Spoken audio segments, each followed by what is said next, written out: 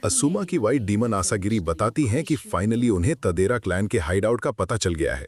सिर्फ इतना ही नहीं, जो लोग इतने टाइम से मिसिंग थे उनकी बॉडीज भी अब वहां से रिट्रीव की जा सकती हैं। उसके बाद सीन शिफ्ट होता है यूरो की तरफ। यूरो नोटिस करता है कि लॉन्ग आर्म और लॉन्ग लेग के अटैक सिर्फ इसी जगह आकर रुक गए थे, और तब उसे समझ आ जाता है कि इन दोनों डीमंस का मास्टर यहीं कहीं छुपा हुआ है। यूरो आवाज लगाता है और कुछ ही देर बाद एक छोटा सा लड़का सामने आ जाता है। लड़का इतना डरा हुआ होता है कि हाथ ऊपर करके सीधा बोल देता है, मैं सब सच बता दूंगा, बस मुझे मत मारना। सब लोग शॉक हो जाते हैं। इतनी तबाही मचाने वाले डीमंस का मास्टर एक बच्चा निकलेगा, ये किसी ने एक्सपेक्ट नहीं किया था। जब डेरा उससे पूछता है कि वो कौन है, तब लड़का अपना नाम तधेरा कैन बताता है, और फिर ऐसी बात बोलता है जिससे डेरा का सिस्टम ही हैंग हो जाता है।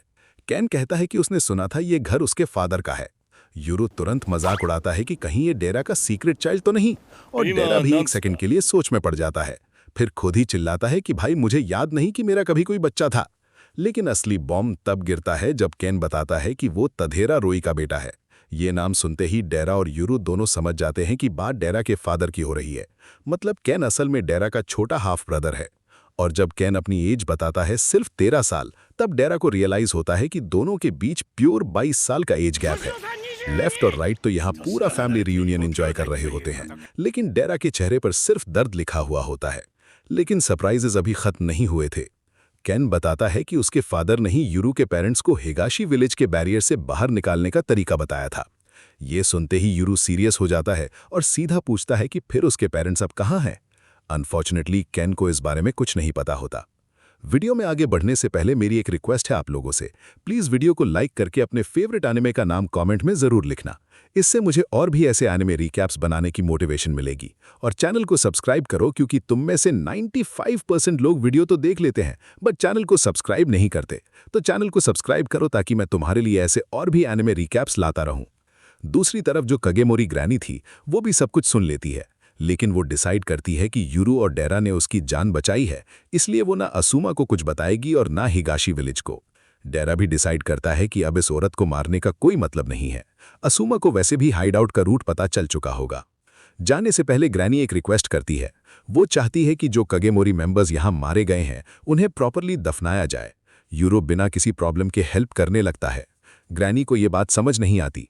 एक तरफ यूरो लोगों को मार रहा है और दूसरी तरफ उन्हीं की बॉडीज को रिस्पेक्ट के साथ दफनाने में हेल्प भी कर रहा है। लेकिन यूरो के लिए ये सिंपल लॉजिक है, अगर बॉडीज को दफनाया नहीं गया तो डिजीज फैल सकती है और पूरा विलेज खतरे में आ सकता है। बॉडीज दफनाने के बाद यूरो डीमंस के कॉन्ट्रैक्ट्स के बारे में पूछता है। तब डेरा और कैन एक्सप्लेन करते हैं कि डीमन और मास्टर का रिलेशनशिप असल में इक्वल होता है। दोनों की मर्जी से कॉन्ट्रैक्ट बन सकता है और दोनों की मर्जी से खत्म भी। यहाँ लेफ्ट और राइट भी बताते हैं कि अगर यूरो चाहे तो वो भी वापस सील हो सकते हैं, लेकिन 400 साल बाद बाहर की दुनिया देखकर उनका भी मन लग गया है।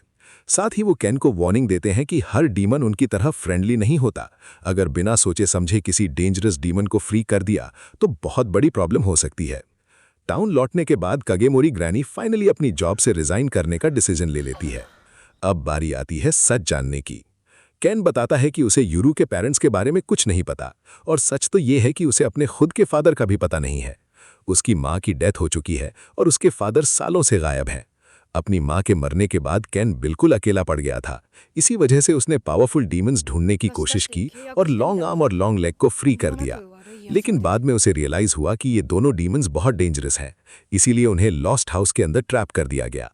फिर डेरा बताता है कि लगभग 10 साल पहले डेरा के फादर ने पूरा तदेरा क्लैन का काम उसके ऊपर डाल दिया था और खुद गायब हो गया था। कैन भी कंफर्म करता है कि उसके फादर बहुत मिस्टीरियस आदमी थे और जब भी शराब पीते थे हिगाशी विलेज और उसके ट्रेडिशंस की बुराई जरूर करते थे। यहाँ तक कि उन्हें ट्विन्स वाली ट्रेडिशन भी बिल्कुल पसंद नहीं थी। बाद में सब लोग घर लौट आते हैं, जहाँ हना यूरू को देखकर चैन की सांस लेती है। पहले लगता है कि वो यूरू की सेफ्टी को लेकर इमोशनल हो गई है, लेकिन अगले ही सेकंड हमको पता चलता है कि वो खुश इसलिए है क्योंकि अब उसे मेडिकल बिल्स नहीं भरने पड़ेंगे। और फिर एंट्री होती है कैन की। कैन को देखते ही हना को लगता है कि डेरा कहीं सच में सीक्रेट फैमिली तो नहीं चला रहा था। पूरी सिचुएशन समझाने के बाद भी हना को लगता रहता है कि डेरा गैम्बलिंग भी करता है और वुमनाइजिंग भी। और ऑनेस्टली डेरा के रीसेंट एक्शंस देखकर कोई भी यही सोचेगा। अब क्योंकि कैन के पास रहने की कोई जगह नहीं थी, यूरो और डेरा डिसाइड करते हैं कि वो कुछ टाइम उनके साथ ही रहेगा। लेकिन हना अभी भी उस पर पूरा ट्रस्ट नहीं करती। वो यूरू को समझाती है कि सिर्फ किसी के अंदर ब्लड लस्ट ना दिखने का मतलब ये नहीं कि वो डेंजरस नहीं है। एग्जाम्पल देने के लिए हना अचानक यूरू को पकड़ लेती है और कहती है कि अभी मैं तुम्हें मारना नहीं चाहती, लेकिन अगर मेरा मन बदल गया तो। बस फिर क्या था, यूरू, डेरा और केन तीनों की हवा टाइट हो जाती है। बाद में केन अपनी माँ की पासबुक दिखाता है और कहता है कि उसके खर्चों के लिए ये पैसे यूज किए जा सकते हैं। जब पासबुक अपडेट कराई जाती है तो सब लोग शॉक हो जाते हैं। उसमें बहुत सारे पैसे होते हैं और सबसे इंपॉर्टेंट बात, उस अकाउंट में अभी भी रेगुलर डिपॉजिट्स आ रहे होते हैं। मतलब एक बात क्लियर है, डेरा और केन के फादर अभी भी जिंदा हैं। बस प्रॉब्लम यह है कि किसी के पास उनकी फोटो तक नहीं है, ना केन के पास न डेरा के पास, और इसी वजह से उन्हें ढूंढना और भी मुश्किल है। रात को यूरू और केन एक ही रूम में सोते हैं। दोनों अपने मिसिंग पेरेंट्स के बारे में बात करते हैं। केन कहता है कि वो अपने फादर को बस एक बार बताना चाहता है कि उसकी माँ अब इस दुनिया में नहीं रही, और यूरू भी दिल से चाहता है कि एक दिन उसे अपने पेरेंट्स मिल जाएं। डेरा क्वाइटली बैठकर ड्रिंक कर रहा होता है। हना केन की माँ के लिए ग्रेव बनवाने की बात करती है और सबके दिमाग में एक ही सवाल रह जाता है, आखिर तधेरा रुई है कहाँ। ये था एपिसोड 11 का रिकैप। सब्सक्राइब करो ऐसे और भी एनिमे रिकैप्स देखने के लिए।